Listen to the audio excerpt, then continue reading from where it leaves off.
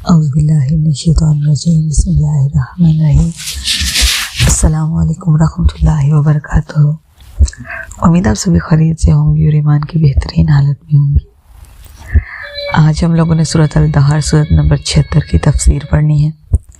سورۃ کا نام اور وجہ تسمیہ۔ اس سورۃ کا نام الانسان بھی ہے اور الدہر بھی ہے۔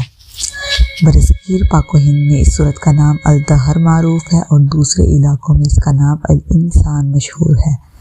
زیادہ تر عربی تفاسیر میں اس سورت کا نام الانسان لکھا گیا ہے، اور برصغیر میں قرآن مجید کے جو نسخے چھپے ہوئے ہیں ان میں اس سورت کا نام الدہر لکھا گیا ہے، اور یہ دونوں نام اس سورت کی پہلی آیت سے ماخوذ ہیں، جس کا ترجمہ ہے یقیناً انسان پر زمانہ میں ایک ایسا وقت بھی آ چکا ہے جب وہ کوئی قابل ذکر چیز نہ تھا۔ ماں قبل سے ربط کی بات کرے تو اس سے پہلے سورۃ القیامہ میں اللہ تعالیٰ نے فرمایا تھا کہ انسانوں کی تخلیق کی ابتدا نطفہ سے کی گئی ہے، پھر اس کی دو قسمیں بنائی، مرد اور عورت، اور اس صورت کی ابتدا میں بتایا گیا ہے کہ تمام انسان کے باپ حضرت آدم علیہ السلام کو اللہ تعالیٰ نے نطفہ سے پیدا کیا اور ان کو سمیع و بصیر بنا دیا۔ پھر بشر کی دو قسمیں بنائیں، بعض شکر گزار ہیں اور بعض ناشکری ہیں۔ دوسری مناسبت یہ ہے کہ اس سے پہلی صورت میں جنت اور دوزخ کا حال اجمالاً ذکر کیا گیا ہے، اور اس صورت میں جنت اور دوزخ کے اوصاف کو تفصیل سے بیان فرمایا گیا ہے۔ خصوصاً جنت کے اوصاف کا بہت تفصیل سے ذکر فرمایا گیا ہے۔ تیسری مناسبت یہ ہے کہ سورۃ القیامہ میں کفار اور فجار کو قیامت کے دن جو وحشت ناک امور پیش آئیں گے ان کا ذکر فرمایا گیا ہے، اور اس صورت میں قیامت کے دن نیک مسلمانوں کو جو نعمتیں ملیں گی ان کا ذکر فرمایا گیا ہے۔ سورۃ دہر کے مکی یا مدنی ہونے کا اختلاف بھی پایا جاتا ہے، جو کہ ایک قول ہے کہ یہ سورت مکی ہے، اور دوسرا قول ہے کہ یہ سورت مدنی ہے، اور تیسرا قول ہے کہ اس سورت کی بعض آیات مکی ہیں اور بعض آیات مدنی ہیں۔ حضرت ابن عباس، ابی طلحہ، قتادہ اور مقاتل کو یہ قول ہے کہ یہ سورت مکی ہے، اور حضرت ابن مسعود کا بھی یہی قول ہے۔ مجاہد نے حضرت ابن عباس سے یہ نقل کیا ہے کہ یہ سورت مدنی ہے، اور یہی جابر بن زید کا قول ہے، اور قتادہ سے بھی اس کی حکایت کی گئی ہے، اور حسن اکرمہ اور قلبی نے کہا کہ ایک آیت کے سوا یہ مدنی ہے، اور وہ آیت نمبر 24 ہے، اور انہوں نے یہ معین نہیں کیا کہ یہ آیت کس سورت کی ہے۔ زیادہ صحیح یہی ہے کہ سورۃ الدہر مکی ہے، کیونکہ اس سورت کا اسلوب اور اس کا طرز بیان دیگر مکی صورتوں کے موافق ہے۔ البتہ ایک آیت ایسی ہے جس کا مضمون مکی صورتوں کی بجائے مدنی صورتوں کے موافق ہے، اور وہ آیت نمبر 8 ہے، جس کا ترجمہ ہے اور وہ اللہ کی محبت میں مسکین اور یتیم اور قیدی کو کھانا کھلاتے ہیں۔ یہ آیت حضرت علی کے متعلق نازل ہوئی۔ انہوں نے مدینہ میں ایک رات ایک مسکین کو کھانا کھلایا، اور دوسری رات ایک یتیم کو کھانا کھلایا، اور تیسری رات ایک قید کو کھانا کھلایا، کیونکہ اس وقت مکہ میں مسلمانوں کے قیدی نہیں تھے، اور قیدی سے متبادریہ یہ ہے کہ جس مشرک کو دارالحرب سے قید کیا گیا ہو۔ جابر بن زید نے کہا کہ ترتیب نزول کے اعتبار سے اس سورت کا نمبر 98 ہے، اور یہ سورت رحمان کے بعد اور سورت طلاق سے پہلے نازل ہوئی۔ یہ نمبر ان لوگوں کے قول کے مطابق ہے جو اس سورت کو مدنی قرار دیتے ہیں، لیکن زیادہ صحیح یہ ہے یہ سورت مکی ہے، اور اس اعتبار سے اس سورت کا جو نزول کا نمبر ہے وہ 30 یا 31 ہے، اور یہ سورت القیامت سے پہلے نازل ہوئی، اور ترتیب مصحف کے اعتبار سے یہ اس سورت کا نمبر جو ہے وہ 76 ہے،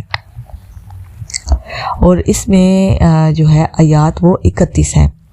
سورۃ دہر کے مقاصد و مضامین کی بات کریں تو آیت نمبر 1 سے لے کر 6 تک میں تخلیق انسان کی ابتدا کو بیان کیا گیا، اور یہ بتایا گیا ہے کہ انسان کے سننے اور دیکھنے کی طاقت عطا کی گئی ہے، اور اس کو دنیا میں اور سیدھا رستہ دکھایا گیا ہے، اور انسانوں کی دو قسمیں ہیں، بعض شکر گزار ہیں اور بعض ناشکرے ہیں۔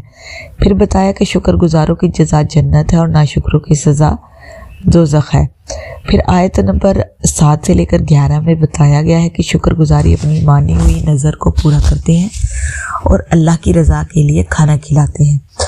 پھر آیت نمبر جو ہے وہ 22 سے 23 میں بتایا گیا ہے، 23 سے 26 میں بتایا گیا ہے نبی کریم صلی اللہ علیہ وسلم پر تھوڑا تھوڑا قرآن مجید نازل کیا گیا،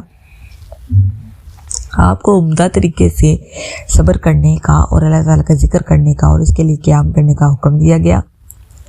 پھر آیت نمبر 27 اور 28 میں دنیا کی جلد ملنے والی عارضی چیزوں کی محبت اور آخرت کی نعمتوں کو ترک کرنے کی مذمت کی ہے اور کفر اور عناد پر وعظ سنائی گئی ہے۔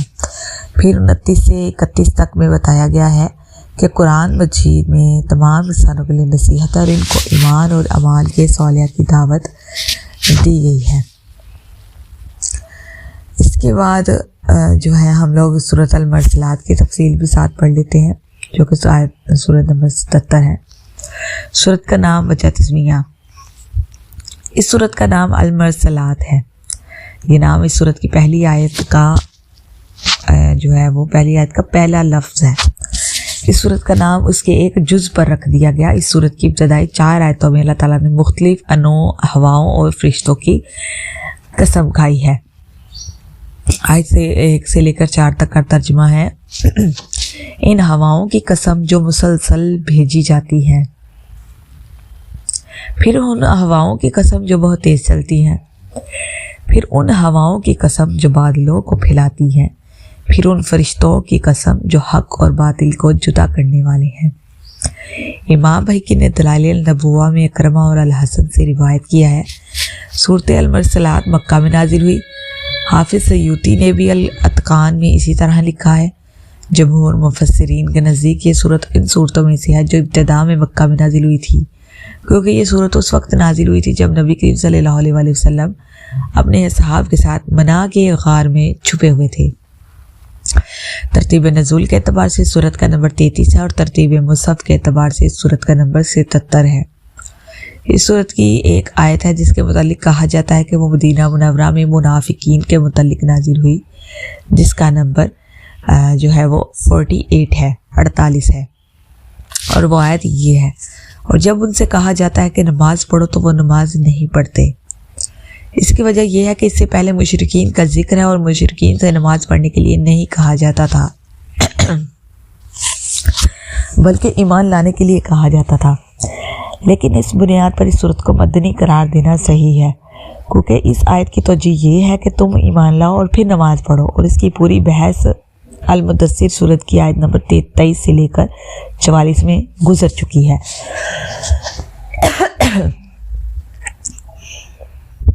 ما قبل سے ربط کی بات کریں تو صورت دہر میں پیدا کرنے کا نمونہ ذکر کیا گیا ہے تاکہ اس سے حشر و نشر کا مسئلہ سمجھا جا سکے۔ اب سورۃ مرسلات میں بطور ترقی حشر و نشر کے بعد ثواب و عذاب کا نمونہ ذکر کیا جائے گا۔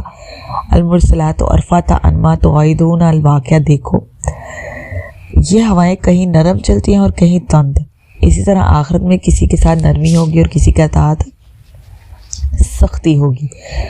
مقاصد و مضامین کی بات کریں اس صورت کی تو جس طرح عموماً مکی صورتوں میں قیامت، حشر و نشر اور احوال آخرت بیان کیے جاتے ہیں، اسی طرح المرسلات میں بھی ان مضامین کو بیان کیا گیا ہے اور مرنے کے بعد زندہ کرنے پر دلائل قائم کیے گئے ہیں۔ پھر اللہ تعالیٰ نے اپنی قدرت، اپنی توحید اور دلائل قائم کیے ہیں۔ کفار اور مومنین کے آخرت کا انجام بیان کیا ہے، کفار کو ان کے بعض اعمال پر ملامت کیا ہے اور بعض امور غیبیہ بیان کیے گئے ہیں۔ جس طرح سے کل مرسلات کی آیت نمبر 1 سے 7 میں ہواؤں اور فرشتوں کی قسم کھا کر قیامت کا واقعہ ہونا بیان کیا گیا ہے، 8 سے 10 میں وقت وقوع قیامت کی علامات بیان کی گئی ہیں، اور جو ہے 16 سے 28 میں مرنے کے بعد دوبارہ زندہ کرنے پر اپنی قدرت کو دلائل سے بیان کیا گیا ہے اور گزشتہ امتوں کی ہلاکت کو بیان فرمایا ہے اور اللہ تعالیٰ کی نعمتوں کے انکار پر کفار کو ڈرایا اور دھمکایا گیا ہے۔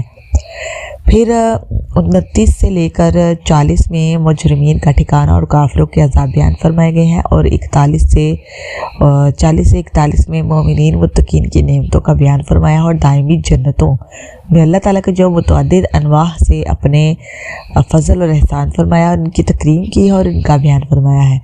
پھر آخری باقی کی جو آیات ہیں ان میں کفار کے بعض اعمال پر ان کو سرزنش کیا گیا ہے، اور یہ بتایا گیا کہ وہ محض اپنی سرکشی اور ہٹ درمی کی وجہ سے اللہ تعالیٰ کی عبادت سے منہ موڑ رہے ہیں۔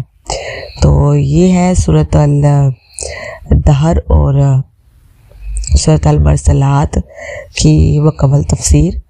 امید ہے آپ لوگوں کو آج کا سبق بہترین انداز میں سمجھ آ گیا ہوگا، بالکل آسان سے الفاظ میں آپ کو سمجھایا گیا ہے۔